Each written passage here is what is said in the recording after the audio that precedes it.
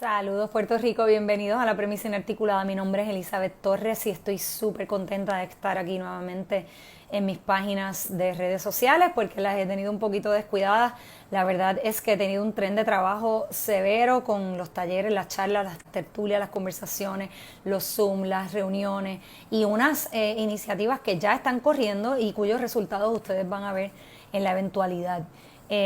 Bueno, gente, pues tengo tantas cosas que decirles, pero este video es el último video, que por el momento es lo más importante, es el último video de la serie de videos que yo hice relacionados con mi informe. Sí, el informe que el Partido Nuevo Progresista se encargó de llamarle bochinche o distracción para evitar que ustedes tengan conocimiento de qué es lo que está pasando relacionado con esta delegación. Este video, que es el último video, es el video más importante, porque en este video es que yo les demuestro cómo el PNP, de manera sostenida y deliberada, ha mantenido un engaño brutal en torno a la cercanía de la estadidad hacia Puerto Rico.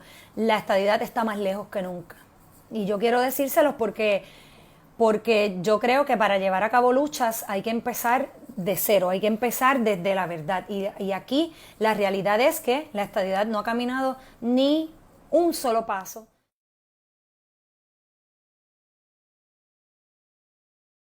Pues vamos a hablar de la estadidad en los últimos 10 años.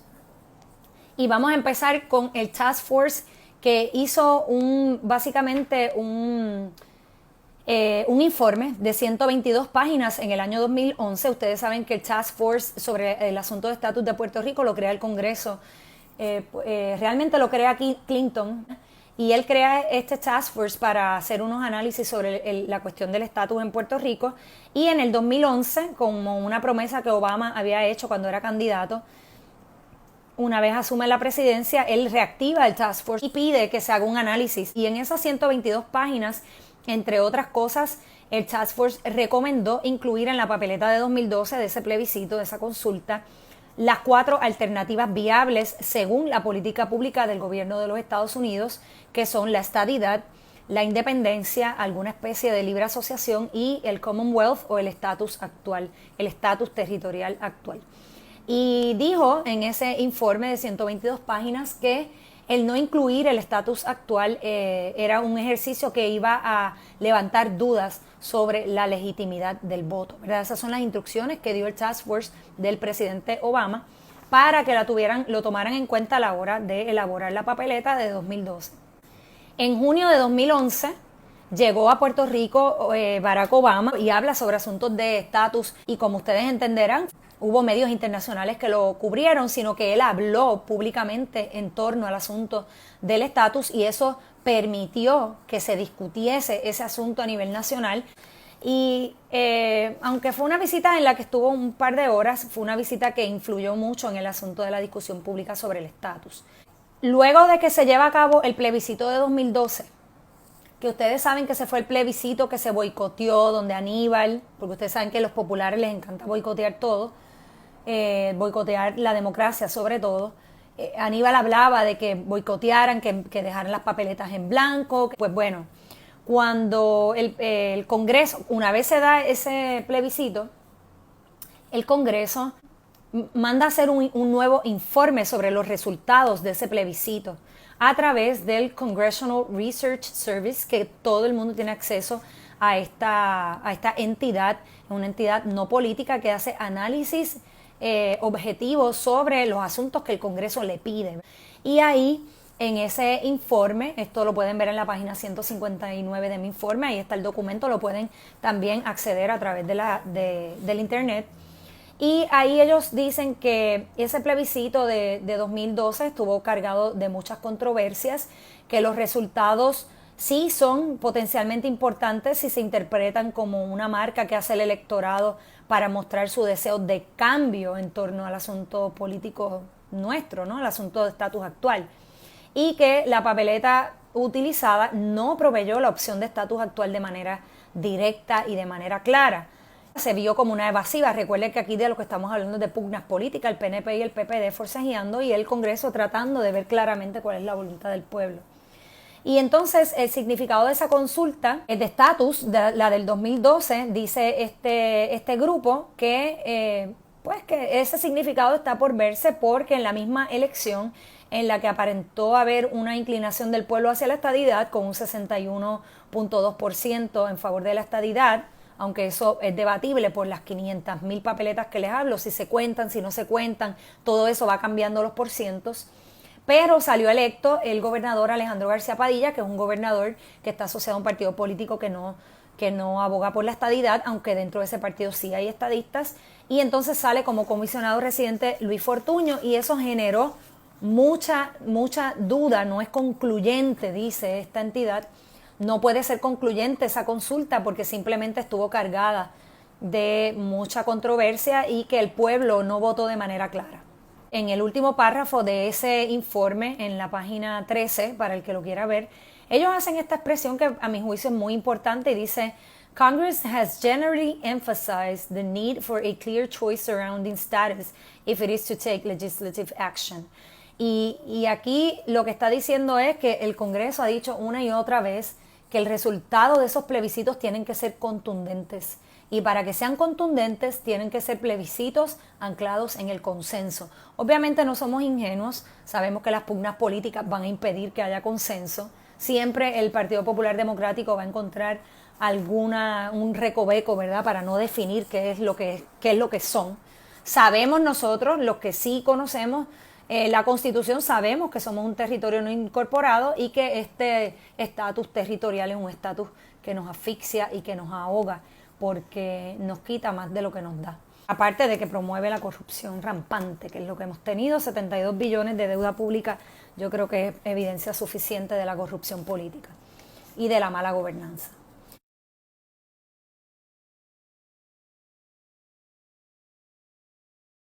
Vámonos al 2014. El 17 de enero de 2014 se aprueba la Ley Pública 113. Esta ley pública es una iniciativa del entonces comisionado y hoy gobernador de Puerto Rico, Pedro Pierluisi, y en esta ley, que es como un parrafito que hay dentro de una ley que tiene muchísimas páginas, se le aprueba una asignación de $2.5 millones a la Comisión Estatal de Elecciones para llevar a cabo esfuerzos educativos objetivos, no partidistas, y realizar plebiscitos con opciones que resuelvan el estatus futuro de Puerto Rico. Pero para disponer de ese dinero, de esos $2.5 millones, el Departamento de Justicia Federal deberá revisar las definiciones contenidas en la papeleta y certificar los materiales a utilizarse en cada plebiscito. Dicho proceso debe llevarse a cabo con tiempo para permitir el intercambio de información que sea necesario y realizar los cambios, si alguno fuere requerido por el gobierno federal. El objetivo de la ley es asegurar que las alternativas ofrecidas en la papeleta cumplen con los parámetros constitucionales, con los parámetros legales y la política pública del gobierno federal, y que además sean conducentes a resolver el problema del estatus. De cumplir con esos parámetros establecidos en la propia ley, el Departamento de Justicia Federal notificaría entonces a los comités del Congreso que se ha certificado la consulta para que éste proceda al desembolso correspondiente del dinero. Y entonces el desembolso de dinero por parte del Congreso, en este caso, es importante porque su autorización implícitamente otorga cierta anuencia, ¿verdad? Y cierto aval del Congreso. Obviamente aquí de lo que estamos hablando es de un plebiscito con aval federal, no estamos hablando de un plebiscito vinculante. La palabra vinculante lo que significa es que obliga, ¿verdad? Que el resultado del plebiscito obliga al Congreso. Y nosotros como territorio no incorporado no podemos obligar al Congreso a nada. Así que ninguno de nuestros plebiscitos va a ser un plebiscito vinculante. Eso es una falacia que ha vendido el Partido Nuevo Progresista y no solamente es una falacia, es que deliberadamente es un engaño terrible al pueblo. Pero yo espero que el pueblo pueda entrar en razón. En cuanto a esto, estoy en la página 162, ahí tienen los documentos y dónde los pueden conseguir, porque como les digo, yo soy simplemente una mensajera. Yo no soy aquí la enemiga del pueblo, yo vengo a traer un mensaje que nadie les va a traer, estoy segura. Vamos a pasar a la página 164 y entonces en la página 164 y 165 yo les demuestro a ustedes con evidencia unas manifestaciones que hizo el entonces comisionado residente y gobernador de Puerto Rico hoy ante el Comité de Recursos Naturales y Energía, Y él hizo unas expresiones allí relacionadas con el problema de la gobernanza en Puerto Rico y de la corrupción, y que eso había que mejorarlo y que eso había que arreglarlo, ¿verdad? Para efectos de la estadidad misma, algo que él ya empezó con el pie izquierdo a incumplir. Y ahí yo les digo cómo es que la corrupción aleja la estadidad, y no lo digo yo, lo dice el propio comisionado residente, hoy gobernador de Puerto Rico.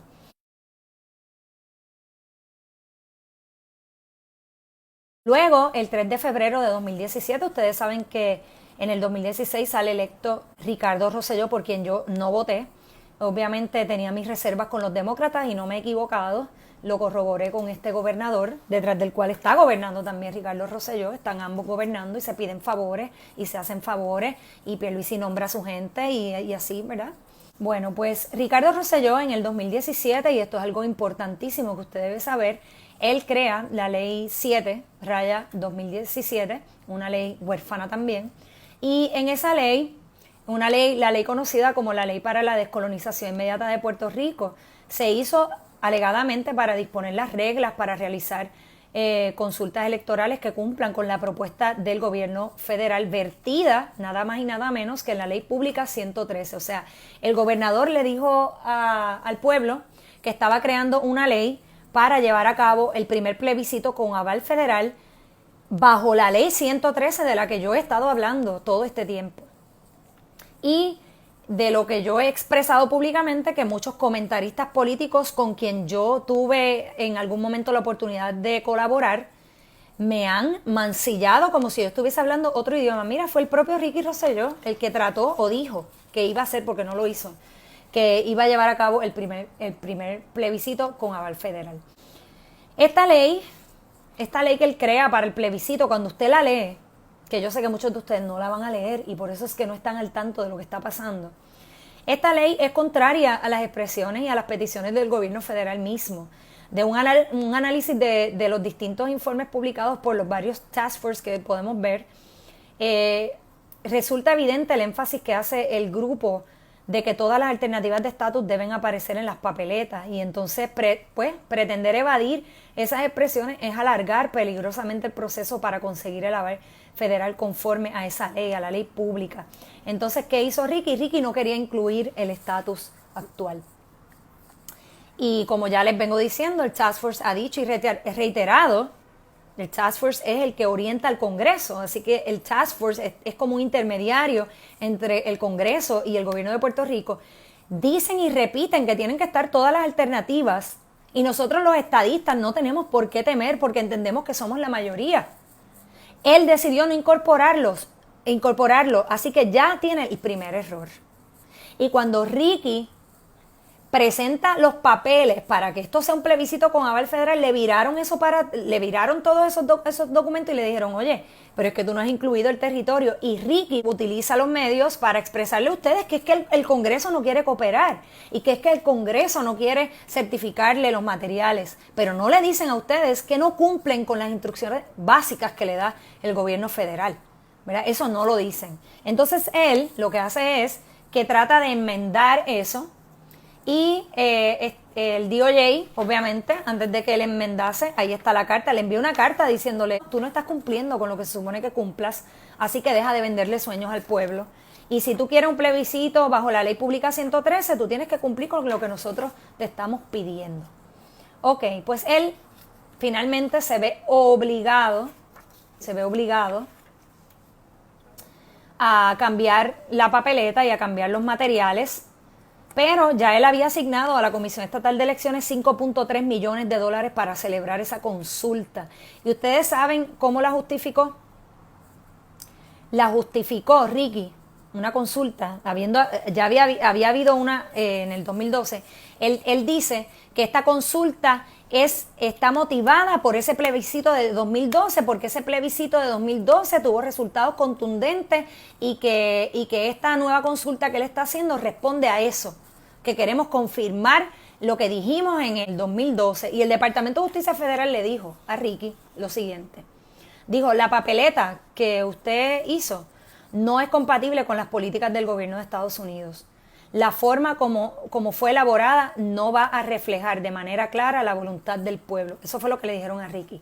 Le dijeron, los resultados del plebiscito de 2012 no son justificación para no incluir el estatus actual como una opción. Más aún cuando habían pasado cerca de 5 años desde ese plebiscito. Por ello, el gobierno federal entendió que la realidad política, social y económica era distinta y que esa alternativa debía ser parte de la consulta. Dijo también el Departamento de Justicia, el no incluirla pondría en riesgo la legitimidad de la votación. Le dijo el Departamento de Justicia Federal, no certificó la papeleta, y ahí es donde le digo que Ricky tuvo que entonces cambiar los muñequitos, y vino e hizo, y estoy en la página 169 de mi informe, el 13 de abril el gobernador publica un comunicado de prensa con un lenguaje súper engañoso.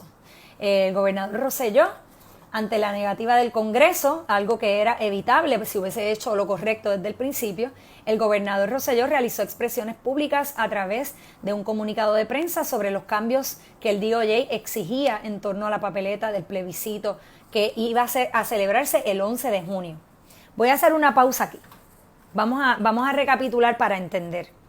En el 2011 el Task Force dice que tienen que estar todas las alternativas incluidas en la papeleta para el plebiscito de 2012.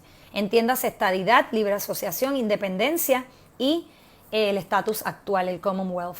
Luego, y dice contundentemente que si esas alternativas no están, se vulneraría la legitimidad de la votación. Luego que pasa el plebiscito de 2012, el Congreso manda a hacer un análisis con una entidad no política que hace este tipo de análisis, y esa entidad lo que dice es que el plebiscito de 2012 no es un plebiscito contundente porque el pueblo claramente escogió por un lado la estadidad, pero por otro escogieron un gobernador que no profesa la estadidad, y aparte que hay 500,000 papeletas en blanco que habría que ver si se contabilizan o no, pero que sí entiende el Congreso, que ahí entendió esta entidad y le dice al Congreso que había un anhelo de cambio, que lo cierto es que hay un anhelo de cambio, pero que ese plebiscito no fue un plebiscito concluyente. Es el mismo plebiscito que luego Ricky está usando para anclar una nueva consulta. Él justifica la nueva consulta en los resultados del plebiscito de 2012 que no tiene ninguna seriedad para el Congreso de los Estados Unidos. Entonces, de ese análisis que hace esa entidad, pasamos entonces a las expresiones del propio comisionado residente Pedro Pierluisi ante el Comité de Recursos Naturales, diciendo que el problema de Puerto Rico es un problema de mala administración, de mala gobernanza y de corrupción. Y entonces en el 2016 sale electo Ricky Rosselló ya bajo la ley pública 113 aprobada, porque eso fue parte de lo que el hoy gobernador Pedro Pierluisi celebró como un logro para la estadidad, que habían logrado el plebiscito con aval federal bajo esa ley. Cuando Ricky entra, agarra los resultados de 2012, hace una nueva papeleta, asigna a la Comisión Estatal de Elecciones 5.3 millones, quiere decir que no estaba considerando los 2.5 que bajo la ley 113 se suponía que nos dieran, y nos vendió que él hizo el intento por cumplir con la ley 113, cuando eso es falso, porque lo primero que hace es, lo primero que le dijo el gobierno federal o estas entidades y todos estos reportes que no hiciera, que era excluir el estatus territorial. Cuando finalmente lo incluye, envía la documentación al Departamento de Justicia Federal. El Departamento de Justicia Federal lo niega por las razones que ya le leí, y entonces viene otra vez Ricky y hace un ajuste en la papeleta e incluye el estatus territorial actual. Pero ¿qué pasa? Que él lo hace casi en mayo, eso fue a finales de abril, y el plebiscito era en junio 11. Y les dije inicialmente que para que la ley 113 se habilite es un proceso que toma meses. Tener un plebiscito con aval federal en Puerto Rico, el primero que no lo hemos tenido, toma meses en procesar. Y Ricky pensaba hacerlo en un par de días, obviamente eso no iba a pasar. Más adelante Wanda comete el mismo error deliberado, porque lo saben, son cosas que saben. Si tú sabes que el plebiscito de 2012 no es concluyente, no lo utilices. Si tú sabes que si no incluyes el estatus territorial actual, la papeleta no te la van a certificar para tener un plebiscito con el federal, ¿por qué no haces las cosas como te las está diciendo el gobierno federal que las hagas? ¿Ves? Pero vienen acá y empiezan a polarizar y a decir que es que los gringos y es que ellos no nos quieren dar esto y aquello y lo otro. Es que realmente no estamos no estamos cumpliendo con lo que se nos está pidiendo. ¿Por qué? Porque políticamente el PNP hace el alarde de que no va a incluir el estatus territorial actual porque ya eso quedó derrotado. Y entonces te van vendiendo populismo, te van vendiendo demagogia. Eso es lo que están haciendo, y alargando y alargando. Entonces se escudan en esas cosas para decir que no quieren incluir el estatus actual. Están jugando a la política, eso es lo que están haciendo. Entonces, Ricky, a finales de abril, ante la negativa del Congreso, lanza un comunicado de prensa y dice lo siguiente. Miren el disparate y el engaño, que él sabe que es un engaño, que le dice a usted y que me dice a mí. Invito al liderato político de Puerto Rico a unirse y a participar en un proceso vinculante que tendrá consecuencias para resolver el problema económico y político de Puerto Rico. Y continúa diciendo, este sería el primer plebiscito vinculante con el gobierno federal. Gente, eso es un total engaño, porque ya les hablé de lo que significa la palabra vinculante. Entonces tú como estadista dices, wow, este plebiscito va a obligar al Congreso a actuar. Falso, eso no va a pasar. Eso no va a pasar y Ricky lo sabe que eso no va a pasar, pero envía este comunicado de prensa que lo pueden ver allí en el informe, para que no piensen que esto es una cosa que me estoy inventando yo y que esto es algo personal. No, esto no es personal, esto tiene que ver con nuestro estatus y esto tiene que ver con un partido político que se ha valido del engaño para hacerse del poder y seguir repartiendo a sus amiguitos el bizcocho del negocio que han creado vendiéndonos la estadidad a nosotros. Entonces, ahí en ese mismo comunicado de prensa, Ricky se comunica con Jennifer González y con Carlos Johnny Méndez, ¿verdad? Que en aquel momento era el presidente cameral. Y ambos, Jennifer González y Carlos Johnny Méndez, ambos le dijeron al pueblo lo siguiente. Dice Jennifer González, las enmiendas propuestas por el gobernador harán de este plebiscito uno vinculante. Y vino Johnny Méndez, vamos a enmendar el proyecto para que no haya excusa y sea uno vinculante. 3 personas le dijeron a usted que ese plebiscito era vinculante y que el gobernador iba a enmendar la papeleta que el gobierno federal malo como es no le quiso aprobar, porque así fue como lo pintaron. Y después fue y le tocó la puerta a todos los PNP y vinieron a tratar de cogerlo a usted de tonto y a mí de tonta, diciendo que el plebiscito de 2017 era un plebiscito vinculante. Entonces tenemos a Aníbal burlándose en Twitter y tenemos a toda la oposición burlándose porque la oposición sabe que eso es falso. Pero estábamos, y me incluyo yo también, los estadistas aplaudiendo, wow, Ricky. Entonces, miren lo que sucede. A finales de abril, viene Ricky, hace todo el cambio, incorpora el estatus territorial y le envía esto allá otra vez al gobierno federal para que lo apruebe. El gobierno federal no se expresó porque él hizo esto a finales de abril. Y era en junio 11 el plebiscito y no iba a dar tiempo para hacer el análisis, certificar, desembolsar. No iba a dar tiempo y Ricky lo sabía que no iba a dar tiempo. Ellos lo saben que eso es así. Porque la propia ley te dice, el desembolso nada más, mínimo, tarda 45 días. Mínimo, eso es lo mínimo que tarda.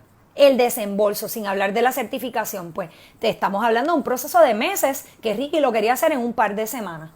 Pues obviamente le iban a decir que no. Por eso había asignado ya los fondos a la comisión.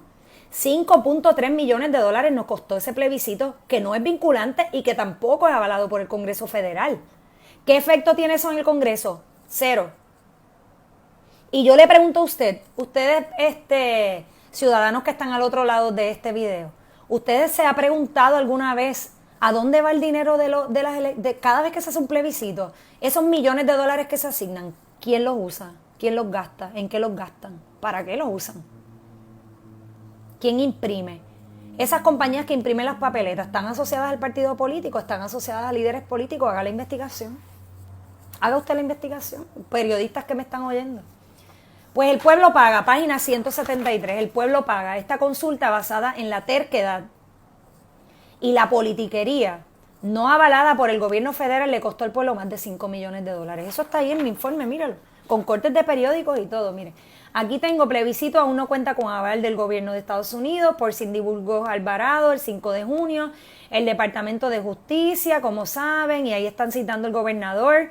Estamos tratando de hacerlo con el menos costo para el pueblo, sí, claro, 5.3 millones se asignaron. y la oposición goza. Esta es página 174. La oposición goza, lo que yo les digo. Se ríen, se mofan, porque saben que el PNP está engañando al pueblo estadista y saben que ese plebiscito no le hace ni cosquillas al Congreso, sobre todo porque no siguen las instrucciones que se le dan. Luego, el 5 de junio de 2017, el gobernador Rosselló aprueba la Ley 30, conocida como la Ley por la Igualdad y Representación Congresional de los Ciudadanos Americanos de Puerto Rico. Oigan bien, el alegado propósito fue crear una medida transitoria, la Comisión de Igualdad. ¿Se acuerdan de la Comisión de Igualdad? Yo también me acuerdo. La cual estaría adscrita a PRAFA, fíjense la similitud de eso y lo que somos nosotros, a PRAFA, y constituida por una delegación de 2 senadores y 5 representantes que oigan bien, promoverían en el Congreso y el gobierno federal el cumplimiento del mandato electoral del plebiscito del 6 de noviembre de 2012. No solamente Ricardo Rosselló hace un plebiscito totalmente innecesario que nos costó casi 6 millones de dólares en total. No solamente el gobierno federal le dijo, el plebiscito 2012 no arrojó un resultado concluyente, que no sea que la gente quiere un cambio. No solamente le dijo, oye, esa papeleta que hiciste para el plebiscito 2017, esa papeleta es engañosa, eso no está bien. No solamente le vendió a usted que era un plebiscito vinculante cuando no lo era, ni siquiera tenía el aval federal, tan siquiera tenía eso, sino que tras todo utiliza el plebiscito de 2012 otra vez para crear la Comisión de Igualdad, porque a la mala quería empujar un plan Tennessee.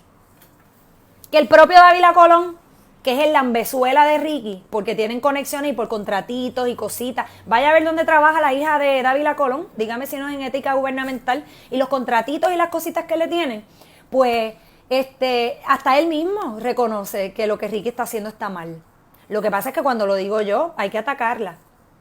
Pero esa es la realidad, una realidad que yo también desconocía.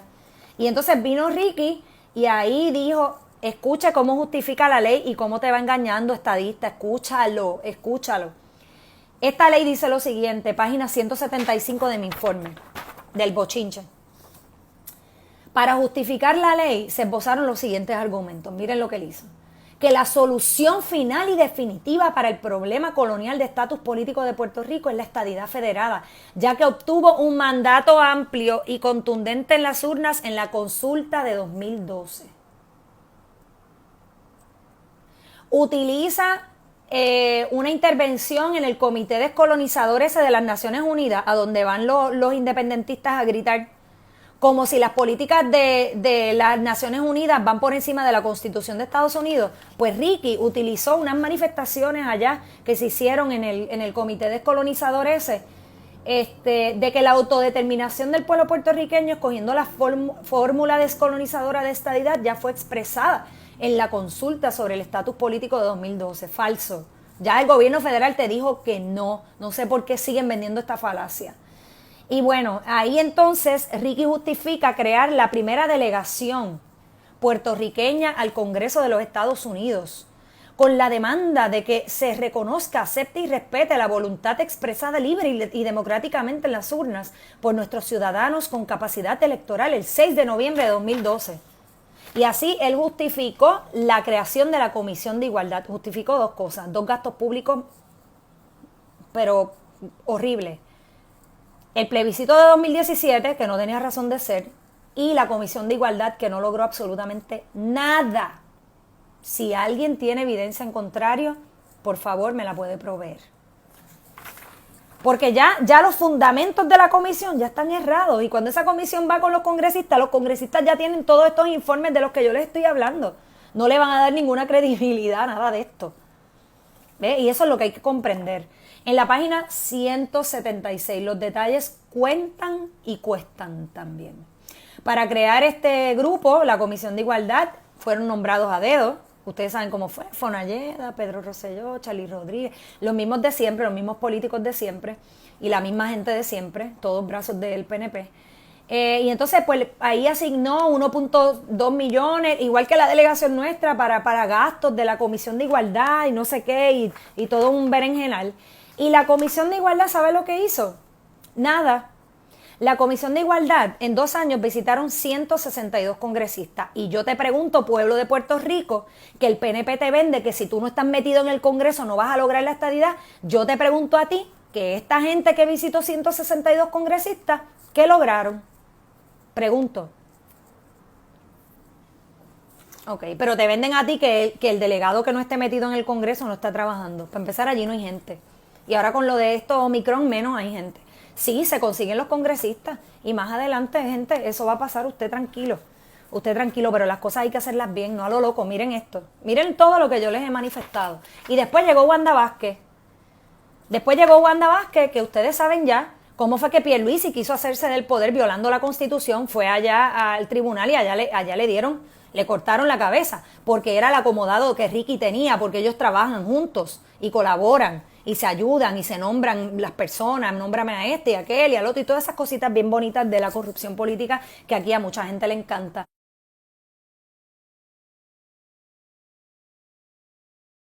Pues Wanda Vázquez, cuando entra, a quien yo critiqué muchísimo, y también la defendí cuando había que defenderla, Wanda Vázquez en la encrucijada política, en la cuestión de que mi marido, que si va a ser juez, que yo no tengo ningún problema con que lo sea, lo dije públicamente, y todo esto, pues Pierluisi entran en las negociaciones, tú tienes que tirar la consulta 2020 porque sin esa consulta yo no voy a ganar.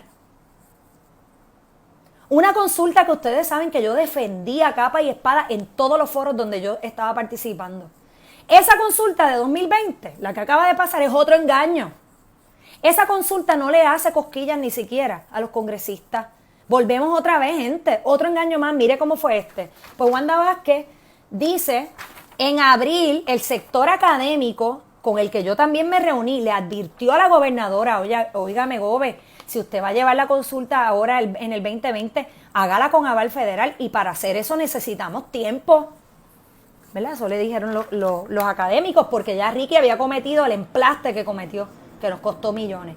Pues este grupo de académicos le hace la advertencia a Wanda. Y Wanda, como estaba, ¿verdad? Recuerden que Wanda no estaba preparada para gobernar. Así que Wanda está all over the place, todo el mundo diciéndole qué hacer o cómo hacer y todo eso. Y en esa negociación política de la que yo les hablo. Pues entonces, ella ignoró eso. Y entonces ella viene y lee y crea la ley 51. Mírala aquí. Página 179.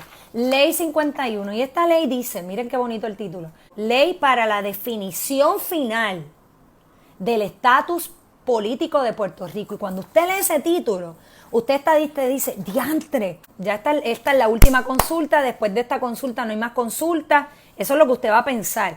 Y más abajo la ley dice, la ley 51 que crea Wanda Vázquez. Esto es a los fines de disponer las reglas para la celebración de un plebiscito el 3 de noviembre de 2020 que solucione el centenario problema de Puerto Rico como territorio de los Estados Unidos. Y esta ley, cuando usted la lee y la analiza, le habla del plebiscito de 2012 y del plebiscito de 2017, que de hecho hay otro análisis de esta entidad de la que le hablé, que hace un análisis nuevamente posterior al plebiscito de 2017 y volvemos en un plebiscito que no es claro, que las alternativas no son claras, que es un plebiscito que aunque demuestra una expresión popular, realmente no hubo la participación que se requiere para un asunto tan importante como el estatus. Y todo esto usted dirá, caramba, pero eso suena como que el gobierno federal está todo el tiempo poniendo trabas al proceso. No, es que los de aquí no siguen las instrucciones, que es distinto, ¿verdad? Y le dan a ellos la herramienta perfecta para rechazarlo todo, porque no siguen las instrucciones. Si siguiésemos las instrucciones, que es lo que yo estoy pidiendo, hacer el plebiscito bajo la ley 113 con tiempo, sobre todo el gobernador que tiene a los demócratas gobernando en Estados Unidos, que él fue el propulsor de esa ley, que la trató de habilitar Ricky, la trató de habilitar Wanda de mala manera, que él lo puede hacer desde ahora para tener una consulta antes de las elecciones congresionales del 2022 y no lo quiere hacer. Ahora usted, estadista, que me ve y que me escucha, pregúntele a este gobernador por qué no quiere hacer la consulta con aval federal. Pregúntenle, para que le conteste a usted lo que me contestó a mí, por cuestiones políticas. Porque pierdo votos, si incluyo el ELA. ¿Ves? y que se chave el asunto del estatus. Tenemos una alternativa para resolver o para empezar a encaminar la cosa y él no la quiere usar porque tiene un costo político. Esos son los políticos a los que ustedes y yo le damos el voto. Para que tras todo ni adelantan la estadidad y lo único que hacen es adelantar la agenda progre que viene a destruir la familia, que viene a destruir nuestras libertades. Bueno, pues ahí está el lenguaje de doña Wanda Vázquez, ¿verdad? De lo que hizo su gente, porque ella lo que hacía era firmar. Y entonces, aquí, que lo que tienen es que hacer el análisis para que ustedes vean el nivel de engaño en el fraseo que utilizan, la manera como se lo venden a ustedes, al pueblo. Aquí vuelve y te habla de la ley pública 113. Esto es 2020. Para aquellos que por ahí, los comentaristas que dijeron que de qué yo hablaba y de qué ley 113 yo estaba hablando y que esa ley, que eso era un parrafito. No, mírala aquí, Wanda la trató de utilizar también, pero lo hizo de mala manera igual que Ricky. Y entonces habla del contundente resultado del plebiscito de 2012 y el contundente resultado del plebiscito de 2017. ¿Qué contundente resultado si el gobierno te dijo que no era contundente, ni era concluyente, ni era claro? Pero a ustedes le venden una cosa, mientras el Congreso está diciendo otra totalmente diferente. Para los que se preguntan que por qué la estadidad no llega. Y entonces, envía el 3 de junio,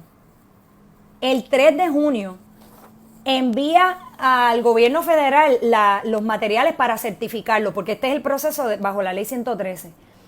Y el plebiscito, en esa ley que hizo Wanda, lo que hacía era darle un tiempo límite al gobierno federal para que se expresara sobre esos materiales. Pero el tiempo que le dio era tan limitado, era cuestión de semanas nada más, creo que 3 semanas nada más. El gobierno federal le dijo, oye, pero es que no da tiempo. No da tiempo, mira, el plebiscito es ya mismo y yo no tengo tiempo para evaluar todo esto y para empezar el proceso de desembolso lo mismo que Ricky, pero peor, con menos tiempo. Y entonces el Departamento de Justicia Federal, por voz de Jeffrey Rosen, que está también la carta que envía el Departamento de Justicia relacionado con la consulta de 2020, ahí te habla de las preocupaciones, de los materiales, del engaño al pueblo, que el pueblo puede pensar que está en la suprema definición cuando no lo es, que esto no es un plebiscito que vincula el Congreso, y está sumamente preocupado el Departamento de Justicia Federal sobre esta consulta de 2020, diciendo que están creando falsas expectativas. Estoy en la página 183 de mi informe, que están creando falsas expectativas al pueblo, que esa consulta básicamente, y yo lo pongo ahí porque es una conclusión, 1 más 1 es 2, fue una consulta y por voz de personas con las que yo estuve conversando, fue una consulta, un canjeo, no, porque yo te considero tu esposo para ver si lo acomodo allí en el Tribunal de Apelaciones y entonces tú fírmame la ley, déjame todo hecho para hacer la consulta en el plebiscito del 2020 porque si no, Pierluisi no gana las elecciones. Y esa fue la negociación. Esa fue la negociación, lo de siempre. Y ya, y la estadidad secuestrada bajo estas porquerías de procesos que lo que hacen es llenarle el ego a todo este montón de narcisistas. Esa es la realidad, son unos pillos. Son unos pillos, eso es lo que son. Y entonces, el 30 de diciembre, Wanda Vázquez, con Aníbal por el lado, riéndose, porque Aníbal se burla de todo esto. Y es que le dan la razón para que se burle de todo esto, ¿no? Entonces, ella dejó todo eso ahí, bien cuadradito, el ganchito, para que usted siga creyendo que la estadidad está bien cerca. Y tras todo, deja esta ley, la ley 165, que es la ley para implementar la petición de estadidad del plebiscito de 2020, y este es el preámbulo de la ley 167 que crea la delegación congresional. Y yo le voy a rogar nuevamente, y aquí yo le pongo, ¿verdad?, las burlas que hubo por esta consulta de 2020, que yo la apoyé, porque yo también creí todos estos cuentos, me los creí yo también, y en todos los medios donde yo participé, gente, tienen que ir a votar, y que de hecho, independientemente de las motivaciones detrás de la consulta, fuimos a votar, y contundentemente ganó la estadidad. Esa es la realidad, ¿verdad? Pero es triste cuando tú ves estas motivaciones y la razón por la que te empujan a ir a las urnas cuando realmente esto no tiene sentido. Yo estoy segura que si muchos de nosotros hubiésemos sabido esto, no hubiésemos ido a las urnas para hacerle un boicot a los políticos de aquí, que son los que tienen aguantada la estadidad. ¿Ves? Y entonces termino, y esto ya lo dejo para que ustedes lo vean, este es el final, termino con esta parte bien importante que dice, la delegación Pan y Circo al Congreso, ¿para qué? ¿Para qué al Congreso? ¿Para qué yo voy a gastar esos $30,000? Cuando el Congreso te ha dicho una y otra vez que ninguna de las últimas consultas que ha hecho han seguido las instrucciones del gobierno federal, no ha habido diálogo, no ha habido consenso, no ha habido nada. Y no han hecho ni una sola consulta con el federal. Por eso cuando yo di una entrevista recientemente me dijeron, tú propones otra consulta más. Y yo le dije, bueno, para mí la primera consulta válida de nuestra historia. No la hemos tenido. Y este gobernador tiene en sus manos el poder para hacerlo y no lo va a hacer. Y no lo va a hacer porque no hay estadistas honestos pidiendo que lo haga, porque es el proceso correcto. Un proceso que incluya todas las alternativas. Y bueno, gente, con esto me despido. Espero que este video haya aclarado muchas dudas, que ustedes comprendan por qué sigo aquí, por qué hago lo que hago y que genuinamente, gente, yo no tengo por qué hacer esto, pero lo hago porque ustedes me eligieron y yo no puedo defraudarlos como han hecho otras personas. De nuevo, reitero, yo no vine a limpiarle la imagen política a nadie. Yo vine a actuar de buena fe y algunos han abusado de eso, pero no entienden lo que es un espíritu de rectitud. Y yo vine a hacer las cosas de la manera correcta, aunque me cueste calumnias, ataques, lo que sea. Yo voy a decir siempre la verdad y voy a dejar un legado de integridad y de verdad el tiempo que yo esté aquí. Se les quiere mucho, gente. Hasta la próxima.